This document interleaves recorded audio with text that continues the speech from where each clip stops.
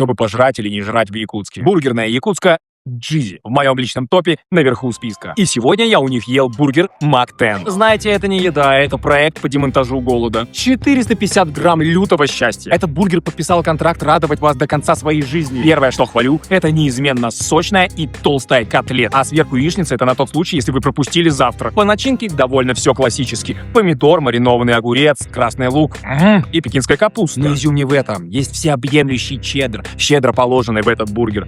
О да, спасибо за то, что вы не такие жадные. И отдельное гранд-мерси вам за 3 соуса. Это чесночный, кисло-сладкий, барбекю. Это просто 3 мушкетера. Итого, вкусно, сочно и сытно. Мак 10 закрывает вопрос еды на весь день. А цена вопроса не так уж и высока. Это же инвестиция в ваше собственное счастье. И в кратковременную потерю воли. Короче, если вы любите бургеры, после Мак 10 вас точно не покинет чувство счастья. Ну и ощущение того, что ваша жизнь удалась. О других бургерах и бургерных Якутска здесь в моем блоге. Люблю пожрать. И это я еще обзор на индигирку не сделал. Спасибо за внимание.